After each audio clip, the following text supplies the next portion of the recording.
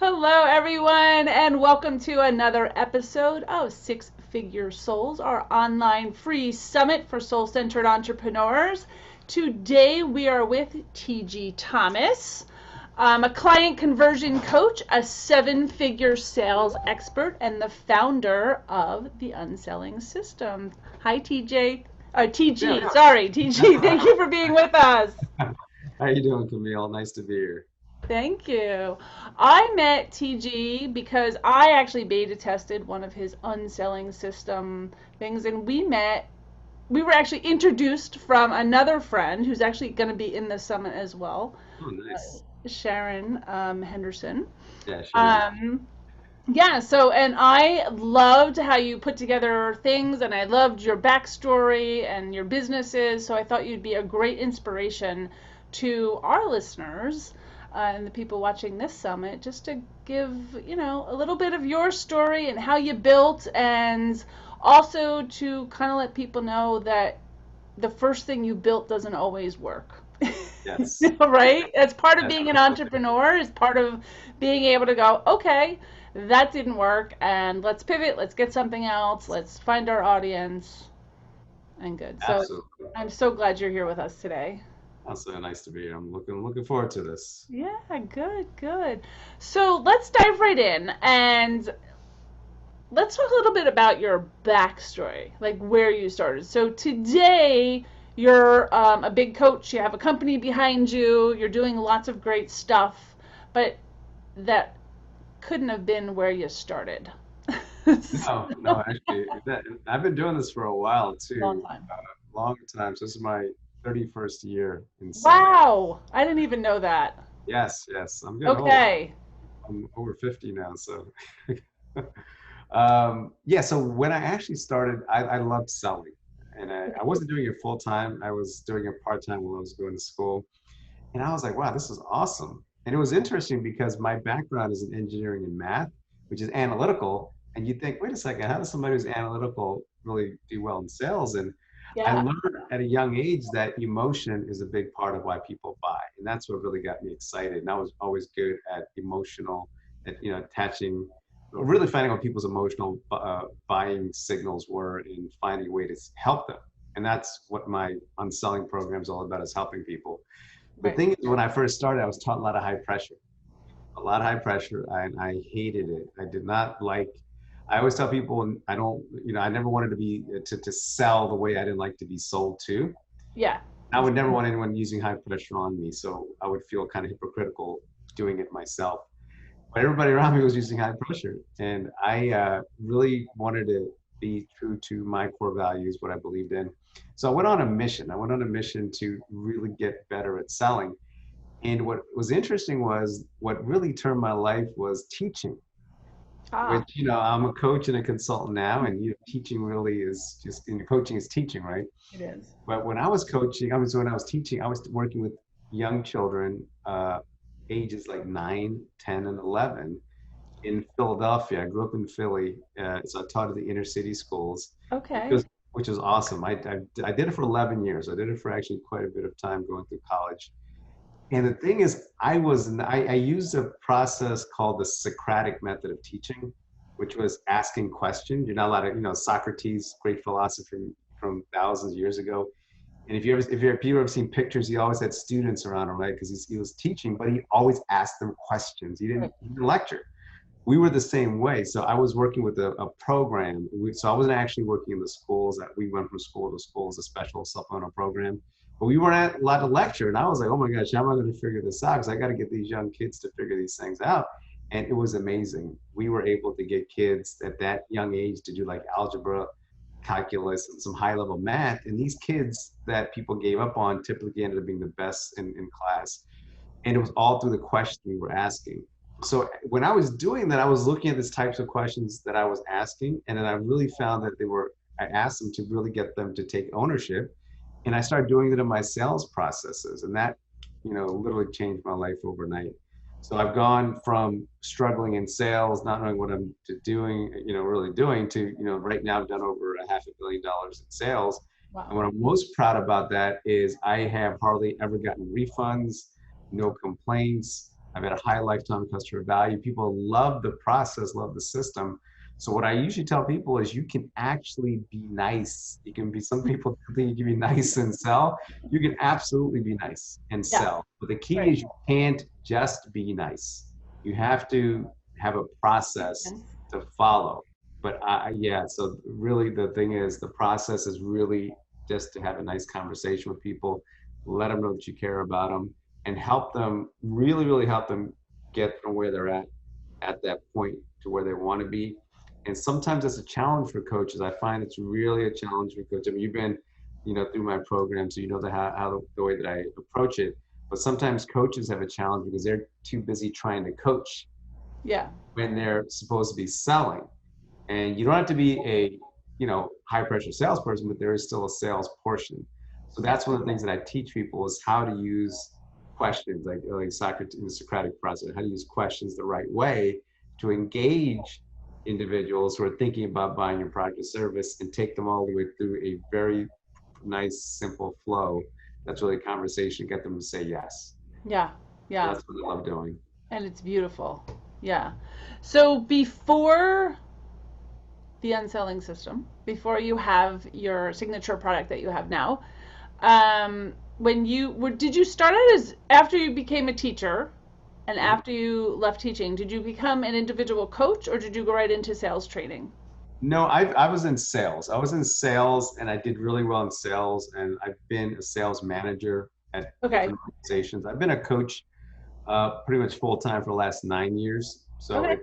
it's really more recent. I mean, I guess 9 years is still a long time, but selling wise, it was, yeah, I was always selling. I like selling, right? I like selling because it was a really simple game.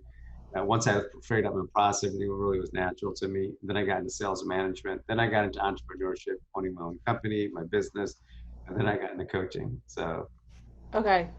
That's a big journey. So that's funny. My background was a sales training too. But what I've learned was, so my biggest thing with when I was a sales trainer is I thought everyone was just like me. I just thought people naturally were just like me. So that was the mistake that I had made to learn that people aren't just like me.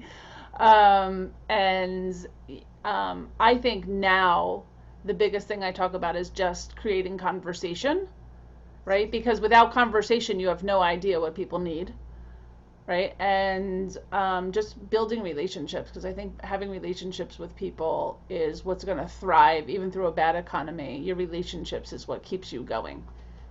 Do you agree?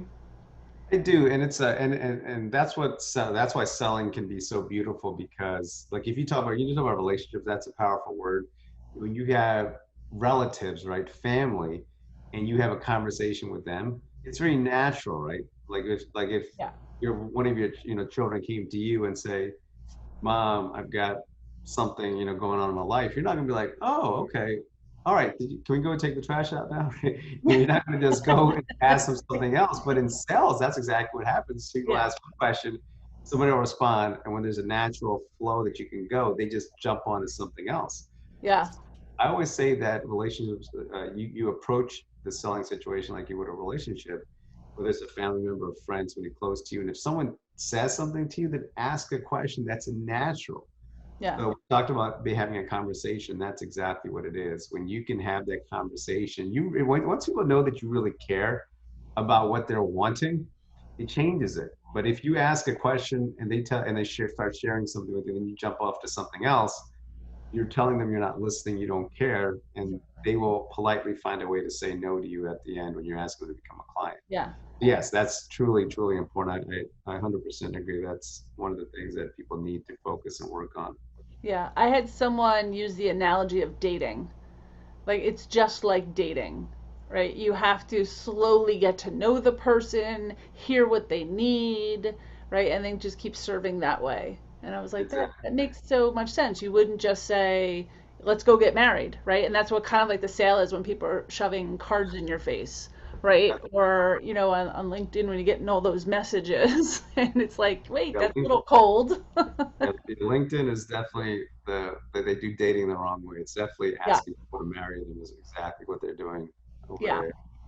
So tell us a little bit about as you tried to or started to explore entrepreneurship? Because that's a big difference from either even being a single um, um, like consultant Hmm. type to being an entrepreneur. I think it's a very different step.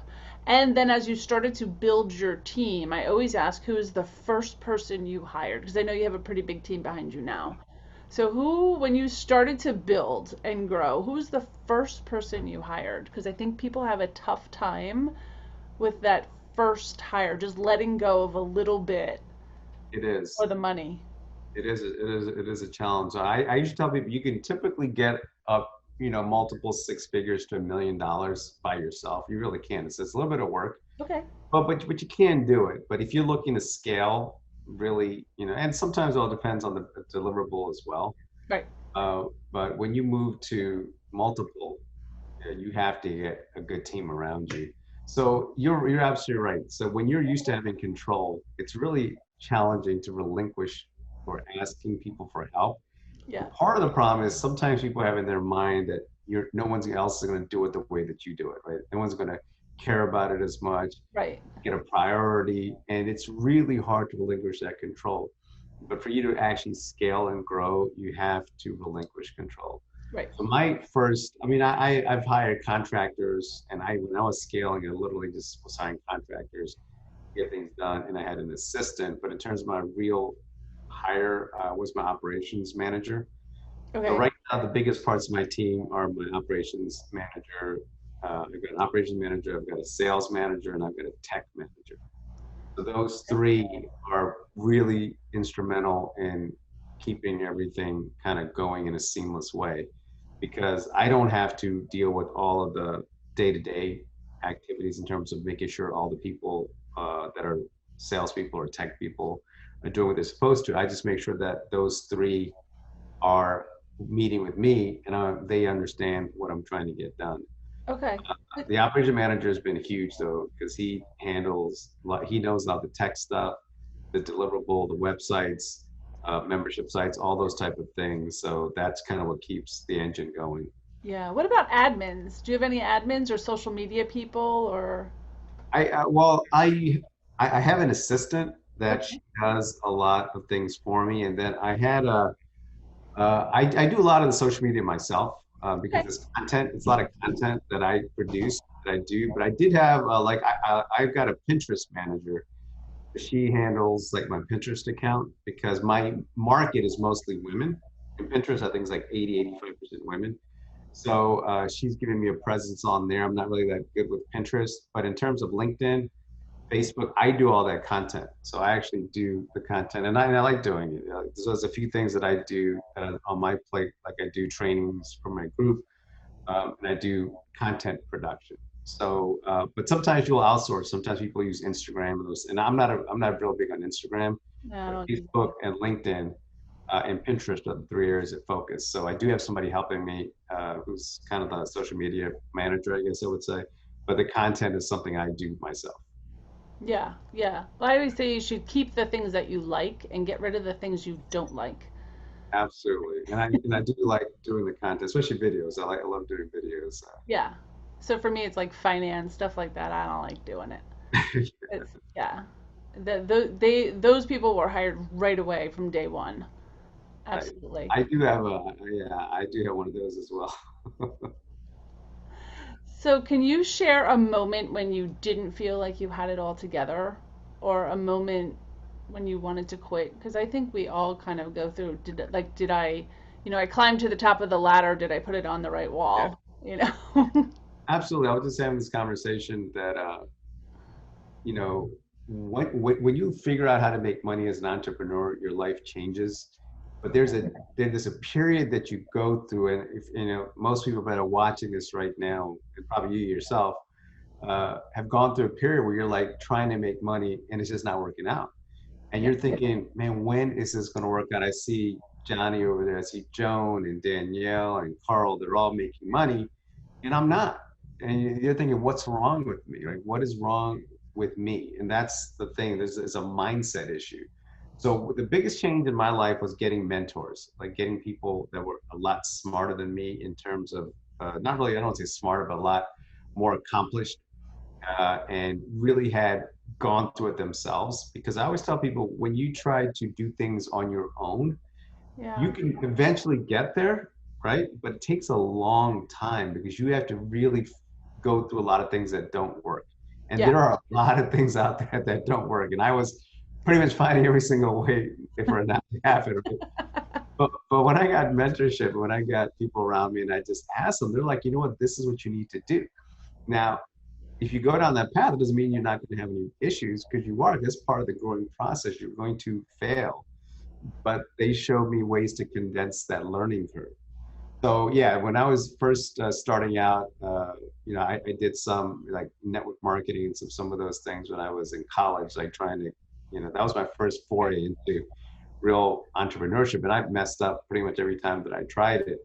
But I tell people, if you keep going on and once you figure it out, it's literally, you know, you can recreate it. Once you figure out how to make money, that's the key. Once you figure it out, you can just do it over and over and over again. And my wife, she used to be very nervous when I first came into the entrepreneurship process, because she knew that if I didn't produce, we weren't going to pay the bills, right? That was the case. But now she knows literally we can lose everything overnight and I Yeah. can build it again, because I know what I need to do. Right. Right. So yeah, and I think entrepreneurship is also that up and down, and being kind Yes. of okay with that. Yeah, you have to get used to it. Like a lot of my friends, like, I have marketing friends, but I've got like local friends as well. And many of them are very successful. And a lot of them actually live vicariously through me, because when we meet at barbecues or hangouts, obviously nothing recently, but when we used to, Yeah. everybody would always be fascinated about what I was doing and how I was doing it.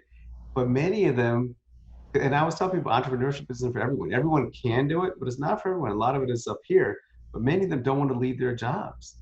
They're Yeah. making 100K, 150K, and the thing is, they can lose their job tomorrow. Whether if their boss decides to hire somebody cheaper or whatever. That's why entrepreneurship is amazing, because you're in charge of your own destiny, right? So Absolutely. Yeah. so yeah, that's something for the most part I find with my friend circle, is that they like the idea, but a lot of them have a hard time really kind of conceptualizing how it works, and they Yeah. just like the security and safety of their job. Yeah, I was just gonna say it's the security of the paycheck, but I've seen so many people, especially me. I'm over 50, and there's no security, because once you lose that job, and that's actually how I started my company, was I had lost a well-paying job, and I'm like, what if the market drives up at my age, because they can hire someone a lot cheaper at half the age. And I was like, unless I secure my own future, so I can never be let go again, I can never be downgraded, and all the companies were closing, that Yeah, entrepreneurship, I think, is more secure than anything else, yeah, right? I I think gives you the 100% agree freedom. with I Yeah. 100% agree with that. And that's that what you just said is so key. And that's what I'm telling my friends, is don't wait for that to happen, Yeah. because nobody thinks it's going to happen to them, right? Nobody expects it's going to be them until it happens. So I've told all of them, and I, I actually set up some things to help them out, like kind of an educational process, not without charging anything, because I just want to help them. I said, figure it out now and make $500 a month or something. Just start Yeah. somewhere. Slow. That way, if something does happen, you at least know how to make money, and then you can take care of your family. Yep. Because you're right, entrepreneurship is one of the best ways, if not the best way to do it, that pretty much everyone can do that I know of.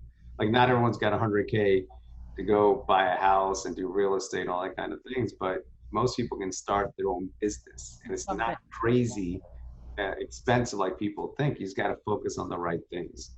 Absolutely. Yeah. So what is one lever that pushed your company or your business forward, that got you to the level where you are today? It's systems, Okay. really, I would say. It's That's just a good really, one. yeah, really systems that was, like for me, if I was doing something myself, it's just me, right? But if Yeah. I was to get other people to do what I was doing, then I'd have to have a process and Process. systems to exactly so somebody can come in, we'll go through our interview process, watch some videos, go through some training, get our scripts, and be able to put it into play. If somebody's on the admin side, somebody, just comes in, they can follow some Loom videos or just things that they can just kind of plug in and play, because scaling is not really working kind of in your business. It's more looking at it from a 30K view to find out, okay, I need to adjust this and that. And that's the only way you're really going to scale. So that's one thing that helped me, is really putting those into play. Yeah, yeah. That's I think that's a game changer right Yes, there. Right? I think that's the big difference between what I would call leveling up, like just a single entrepreneur and really creating an empire. absolutely. I agree. Yeah. So what do you think the driver is inside you? So, I mean, I was corporate for a while, and I was making really good money as corporate. I mean, I was getting paid, a lot when I was working corporate. And then I lost it all, literally lost it all, and almost became jobless. Well, actually, I did. Yeah, it was very close to become jobless. I actually left before they fired me, but it was getting close, because they, like you were saying, they were going to hire people cheaper than me because I was an expensive uh, uh, alternative, right? So, Yeah. I mean, I tell people that I'm psychologically unemployable now. I just I just can't work for anybody else. So the driver for me was, so my wife, and I share this with you as well. My wife got ill, years ago, and our kids are homeschooled. Yeah. Or actually, my oldest was in school one time, and then we pulled her out to start homeschooling, and then we started getting all this freedom. We're like, oh my gosh, this is great. So we got a chance to spend time with our kids. She hasn't worked. She's been able to stay home, and I retired her, years ago after she got ill. And so for me, it's a joy to have that freedom to work from home, being able to travel, going all over the world. We've been all over the world with our kids. We didn't want them learning from a book. We've been to like Thailand, Indonesia, Curacao, Dominican, Mexico, all over the world, because we wanted them to actually experience it. I would take off a couple of weeks whenever I wanted. So the freedom was great. Being around our kids, our family, that's been just, uh, I mean, I can't quantify it. So the driver for me is just being able to call, play with shots. I'm still helping people, right? I'm helping people, which is one of the biggest things that I like. It's important to me when I'm out there serving clients. But the freedom, spending time, that's the biggest drivers that I have, because it's really important for my wife and I to do that. Love it. Absolutely love it. I really thank you. You're very welcome. Yeah. It's been fun. I had a good time. Yeah, TG, I'm so happy you were able to join us. If you love this conversation, please let us know in our Facebook group called Conversation Continues, and let us know what you loved about this interview. And if there's lots of questions, we can also ask TG to come back at any time and help us answer them. And I do hope you take advantage of his great free gift. Thank you, TG, for being on our show. You're welcome. We'll see you guys later. All right. Thank you.